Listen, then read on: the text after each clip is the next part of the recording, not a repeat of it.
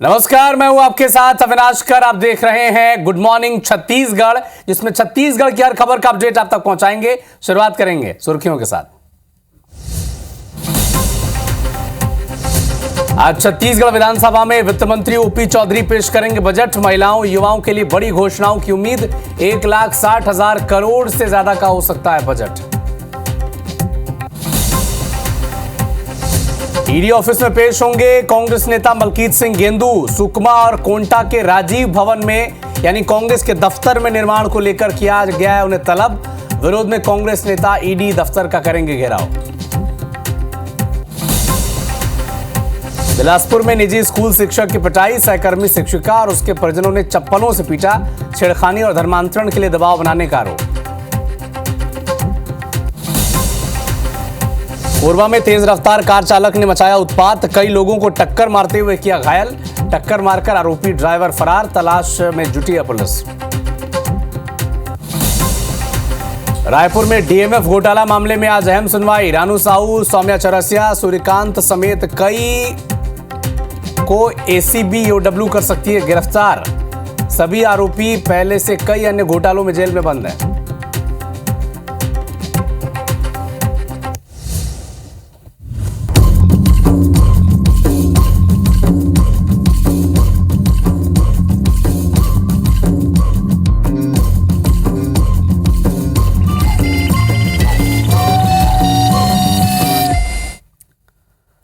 कोरबा में तेज रफ्तार कार चालक ने खूब उत्पात मचाया है। कई लोगों को टक्कर मारते हुए उसने घायल कर दिया। कई दुकानें, बोर्ड और वाहन क्षतिग्रस्त हुए हैं। कार चालक फरार है। तलाश उसकी की जा रही है। सीएसईबी थाना क्षेत्र के ट्रांसपोर्ट नगर की यह घटना है। तो एक बड़ा अपडेट आपको कोरबा से बता दें। एक ड्राइवर ने इस गाड़ी में बैठकर जो उत्पात मचाया है, इसका वीडियो अब सोशल मीडिया पर वायरल हो रहा है। कई दुकानें, बोर्ड और बाइक्स को क्षतिग्रस्त करते हुए ये फरार हो गया मौके से। सवाल ये है कि क्या ये जो ड्राइवर था ये नशे में था या फिर इसका उद्देश्य केवल और केवल उत्पात मचाना था। और अधिक जानकारी के लिए हमारे सहयोगी धीरज दुबे कोरबा से हमारे साथ लाइव जुड़े हुए हैं। धीरज, क्या हुआ वहां पर जरा बताएं। और जो ड्राइवर था, क्या वो नशे में था या कोई केवल उत्पात मचाने के लिए उसने ये सब किया, बताएं दर्शकों को। देखिए, रफ्तार में कहा यहाँ फोटो देखने को मिला है। कॉफी हाउस है, उसके सामने देर रात में 9 बजे की घटना सामने हमारे साथ तस्वीर देख सकते। जिस तरह से यहाँ पे ड्राइवर उत्पाद में क्या गया है, यहाँ पे जो गन्ना रथ जो ठेले थे उसको तोड़ दिया है। दीवारों की रफ्तार कितनी अधिक थी उससे अंदाजा है कि जो नगर निगम की दीवार है वो यहाँ पे टूट गई है। यहाँ पे ठोकर मारने के बाद में उसने आगे वाहन को ठोकर मारी और कई लोगों को घायल करते हुए वो आगे बढ़कर हमारे साथ प्रत्यक्षदर्शी मौजूद है, उनसे बात करेंगे कि किस तरह का हादसा हुआ था और क्या किस तरह का हादसा हुआ था यहाँ पे और क्या बात हुई थी। यहाँ पर मैं दुकान बंद करके चले गया था। दुकान बंद करके जैसे ही मैं दुकान के पास आया, देख रहा हूँ मेरा ठेला ठुका चुका है। उसको पकड़ने आया तो फिर दोबारा मार रहा है। तो मैं अपने बचाव के लिए भागा। फिर एक कार लगा हुआ तो उसमें ठोका और सामने दुकान के सामने उठाने वाला था और पुल किया हुआ था। तो नशे में होने की बात कही जा रही है। ड्राइवर के जो ड्राइवर था वो नशे में होने की बात की है। रहने वाले ड्राइवर की पहचान हो चुकी है। पुलिस गाड़ी का नंबर इत्यादि की बात कही जा रही है। फिलहाल ड्राइवर को पता नहीं चल पाया है, लेकिन ड्राइवर की पहचान होने के बाद में पुलिस जल्द ही इस मामले में कार्रवाई करने की बात कर रही है। ठीक है धीरज, आप नजर बना के रखिएगा इस खबर पर। आपसे अपडेट आगे भी हम लेते रहेंगे। तो ये तस्वीरें आप देखें जरा, किस तरह से कोरबा में एक नशे में ये ड्राइवर बताया जा रहा था और क्या उत्पात इसने मचाया है। जानबूझकर गाड़ियों को टक्कर मार रहा है और इसके बाद गाड़ी रिवर्स कर बैक कर फिर से ये गाड़ी वहां पर घुमा रहा है। कई बाइक इसकी जद में आ गए। दुकान के बोर्ड को भी टक्कर मार दी, दुकानों में भी गाड़ी घुसा दी और मौके से फरार हो गया। देखिए, जानबूझकर ये जो उत्पात मचाया है इस ड्राइवर ने, इसका वीडियो अब सोशल मीडिया पर वायरल हो रहा है। कौन सा फितूर इनके दिमाग में चढ़ जाता है ये जानना बड़ा मुश्किल है। कई दुकानें, कई बोर्ड, कई लोगों को टक्कर मार दी और मौके से फरार हो गए। बताया जा रहा है, आसपास के लोग बता रहे हैं कि नशे में ये ड्राइवर था और जब उसे रोकने की कोशिश की गई तो उसने और गाड़ियों को टक्कर मार दी।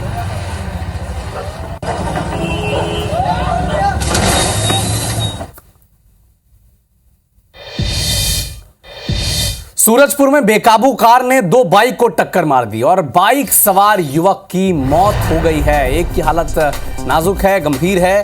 रामानुजगंज नगर पुलिस अब जांच में जुटी हुई है। बलरामपुर से एक बड़ा अपडेट आपको बता दें, बेकाबू कार ने दो बाइक को टक्कर मारी। एक की स्थिति गंभीर है जबकि एक व्यक्ति की मौके पर ही मौत हो गई है। बाइक की स्थिति देखकर आप अंदाजा लगा लें कि कितनी भीषण ये टक्कर हुई होगी।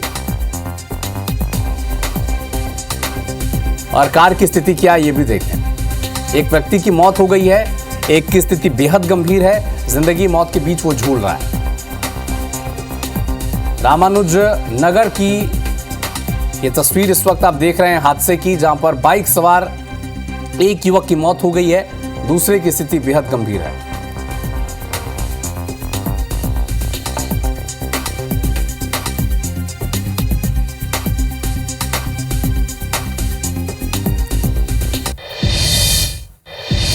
रायपुर से इस वक्त की एक बड़ी खबर आप तक पहुंचा दें। डीएमएफ घोटाला मामले में आज एक बड़ी और अहम सुनवाई होनी है।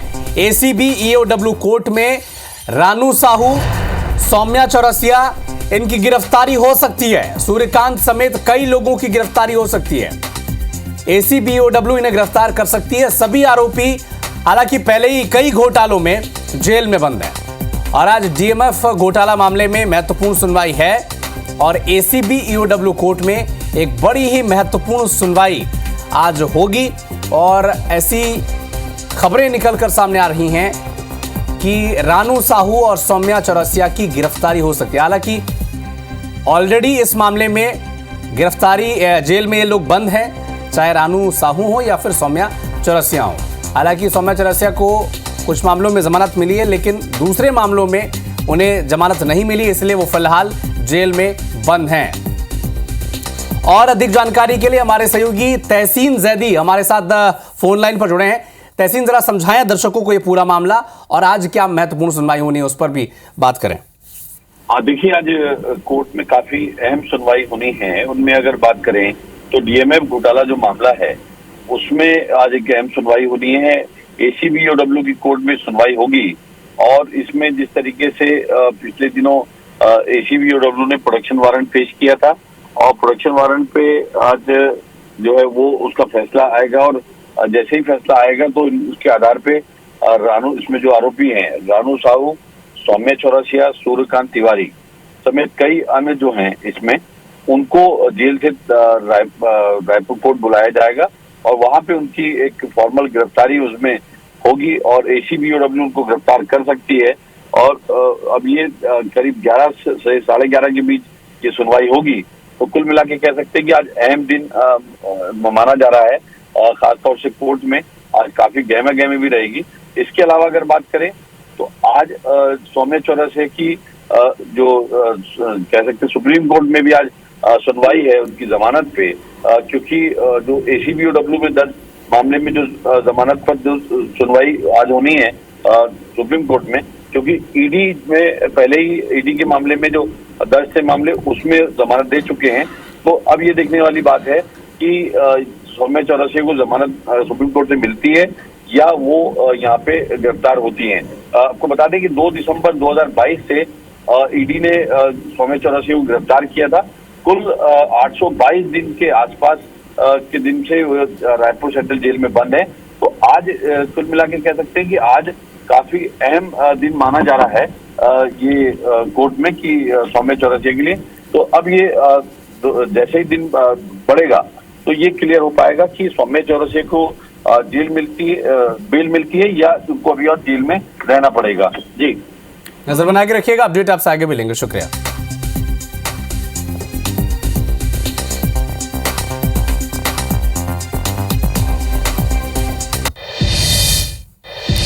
बिलासपुर में एक ग्रामीण की पीट कर हत्या कर दी गई। सब्बल, लाठी और पत्थरों से इस पर हमला किया गया। बताया जा रहा है कि पड़ोसी परिवार ने इस वारदात को अंजाम दिया है। जमीन विवाद को लेकर पुरानी रंजिश इन लोगों के बीच थी और पुलिस ने अब आरोपियों को हिरासत में ले लिया है। बिल्हा थाना क्षेत्र के उड़गन गांव का यह मामला है। जमीन विवाद में सब्बल, लाठी और पत्थरों से पीट कर हत्या कर दी गई है।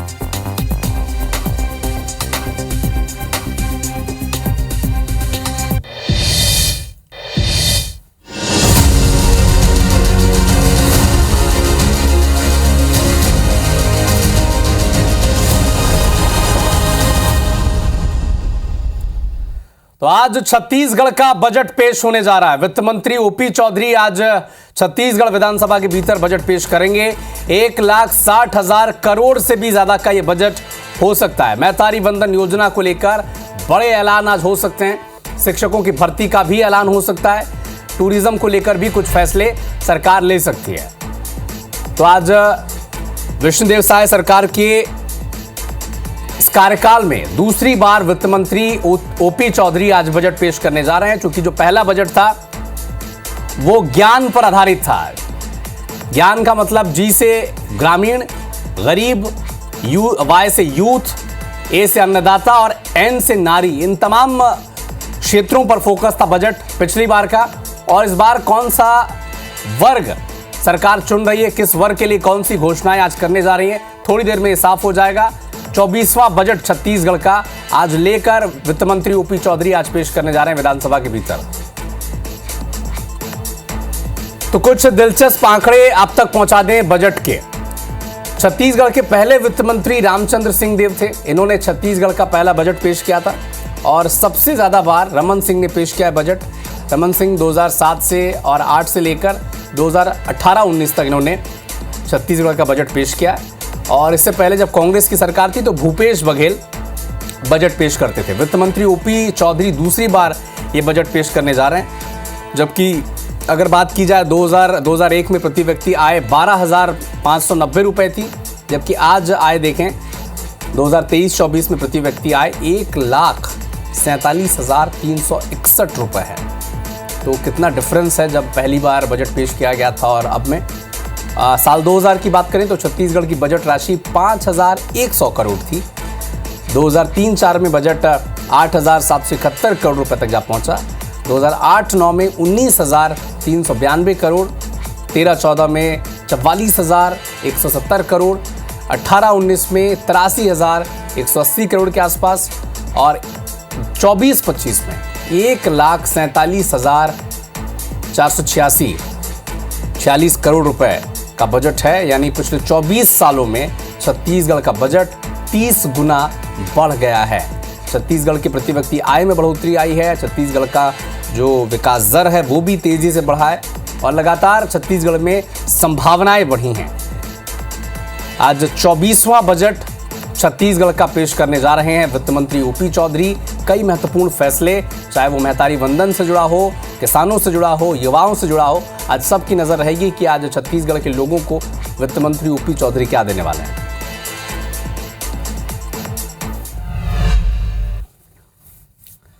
छत्तीसगढ़ में विदेशी शराब के दाम कम होंगे। रविवार को मंत्रालय में सीएम विष्णुदेव साय की अध्यक्षता में जो कैबिनेट की बैठक हुई उसमें फैसला लिया गया कि विदेशी मदिरा में लगने वाली अतिरिक्त आबकारी शुल्क 9.5% को अब खत्म किया जाएगा।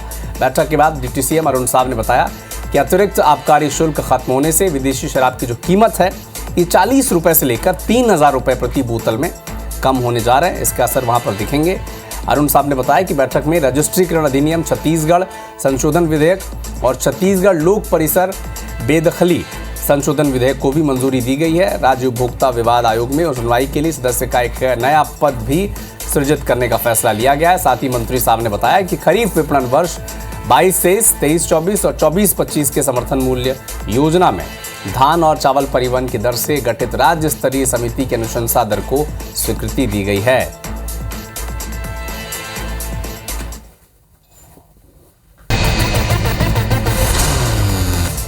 सीएम डॉक्टर मोहन यादव आज कई कार्यक्रम में शामिल होंगे। सीहोर की कुबेरेश्वर धाम पहुंचकर पंडित प्रदीप मिश्रा के शिव महापुराण कथा वाचन में शामिल होंगे। गुना में नेशनल हाईवे पर दुल्हन किडनैपिंग मामले में पुलिस ने 5 आरोपियों को गिरफ्तार किया। दुल्हन को लेकर रुठियाई धरनावदा पुलिस पहुंची। ग्वालियर में जमीन विवाद में कार सवारों ने जमकर मारपीट की है। प्रॉपर्टी डीलर को गाड़ी से खींचकर पीटा है। मुरार इलाके के घोसीपुरा की घटना है। ठगी खिलाफ मध्य प्रदेश पुलिस ने बड़ी कार्रवाई की है। पुलिस की गिरफ्त में शातिर ठग अफजल खान आ चुका है। शेयर मार्केट में निवेश का झांसा देकर ठगी करता था। भोपाल में आज से अखिल भारतीय पूर्णकालिक कार्यकर्ता अभ्यास कार्यक्रम की शुरुआत होनी है। आरएसएस प्रमुख मोहन भागवत और शिक्षा विशेषज्ञों के साथ 700 कार्यकर्ता इसमें शामिल होंगे। भोपाल में 18 साल के युवक ने खुदकुशी कर ली। मृतक के पिता ने आरोप लगाया कि उसकी गर्लफ्रेंड आईफोन मांग रही थी। ग्वालियर में नाबालिग छात्रा से ममेरे भाई ने के दोस्त ने दुष्कर्म किया। आरोपी ने वीडियो वायरल करने की धमकी दी। सतना में परीक्षा देने के बाद लापता 4 छात्राएं सकुशल कटनी से बरामद की गई। एक छात्रा के बहकावे में आकर ये घर से निकल गई। भोपाल में पिता ने बेटी की हत्या कर खुद भी सुसाइड कर लिया। सुसाइड नोट में लिखा, बेटी की मानसिक स्थिति ठीक नहीं, इसीलिए परेशान था। गुना में ट्रेन से कटकर युवक ने आत्महत्या कर ली। सुसाइड से पहले वीडियो बनाकर मां और पत्नी के बीच बात नहीं बनने की बात कही। देवास में पूर्व विधायक के बेटे ने जहर खा लिया। सुसाइड नोट पर लिखा, कभी शादी मत करना, मैं एक अच्छा बेटा, भाई और पिता नहीं बन सकता। हटा के कुटरी गांव से लापता मासूम का शव स्नार नदी में मिला। एसडीआरएफ ने नदी से शव को बाहर निकाला। डिंडौरी में सरकारी अधिकारी कर्मचारियों ने सार्थक ऐप का विरोध किया। बीजेपी विधायक ओम प्रकाश के बंगले पहुंचकर ज्ञापन सौंपा। ग्वालियर में दहेज प्रताड़ना और छेड़छाड़ के मामले में जेल भेजने के डर से पति पत्नी और बेटा कोर्ट से फरार हो गए। पुलिस तलाश कर रही है। खंडवा के ओंकारेश्वर में श्रद्धालु परेशान है। आरोप है कि पुलिस वाले उनकी गाड़ियों की हवा निकाल देते हैं। 2 जवान इसके बाद सस्पेंड हुए। दतिया में सर्राफा व्यापारी के साथ लूट की घटना से लोग डरे हुए हैं। पुलिस अब तक आरोपियों तक नहीं पहुंच पाई है। भिंड में डेड बॉडी लेकर जा रहे परिजनों ने हाईवे पर चक्का जाम करने की कोशिश की, लेकिन पुलिस ने तत्परता दिखाते हुए परिजनों की मांग मान ली। भिंड में ITI हनुमान मंदिर से पांडरी बाबा सगरा धाम के लिए यात्रा का शुभारंभ हुआ, जिसमें सैकड़ों श्रद्धालु शामिल हुए।